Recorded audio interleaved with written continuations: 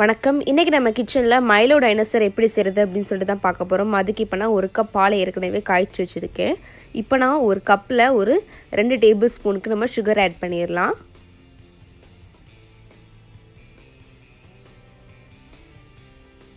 இப்போது இதுதான் மைலோ. இப்போ நான் மைலோலேருந்து ஒரு 2 டேபிள் ஸ்பூன் எடுத்துகிட்டு நம்ம சர்க்கரை கூட சேர்த்து ஆட் பண்ணிடலாம்.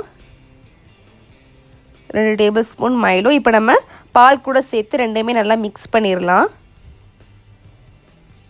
மிக்ஸ் பண்ணிவிட்டு இதை நம்ம ஒரு 5 நிமிஷம் நல்லா ஆற வச்சிடலாம். இப்போ நான் ஒரு கப்பில் தேவையான அளவுக்கு ஐஸ் க்யூப் ஆட் பண்ணிவிட்டு நம்ம ஆற வச்ச மைலோவை ஆட் பண்ணிடலாம். இப்போ நம்ம அதுக்கு மேலேயும் மைலோவை ஆட் பண்ணிவிட்டு ஒரு 3 டேபிள் ஸ்பூன் அதுக்கு மேலேயும் மைலோவை ஆட் பண்ணிவிட்டு நம்ம ஸ்ப்ரிங்கிள்ஸ் ஆட் பண்ணிடலாம். ஸ்ப்ரிங்கிள்ஸ் அப்படியே மேலே தூவி விட்டுருங்க.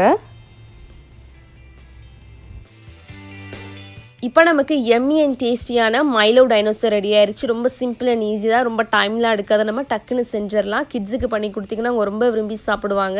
அந்த ஸ்ப்ரிங்கிள்ஸ், மைலோ பவுடர், மைலோட சேர்த்து குடிக்கல ரொம்ப டேஸ்ட்டாக இருக்கும். ஸோ கண்டிப்பாக வீட்டில் ட்ரை பண்ணி பாருங்கள். ட்ரை பண்ணி பார்த்துட்டு எப்படி இருந்துச்சு அப்படின்னு சொல்லிட்டு கமெண்ட் செக்ஷனில் ஷேர் பண்ணுங்கள். இது வந்து மோஸ்ட் ஆஃப் ஃபாரின் கண்ட்ரீஸில் செய்யக்கூடிய ஒரு ரெசிபி தான்.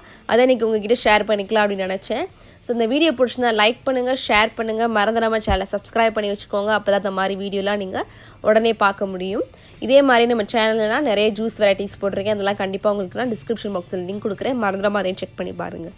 தேங்க்யூ.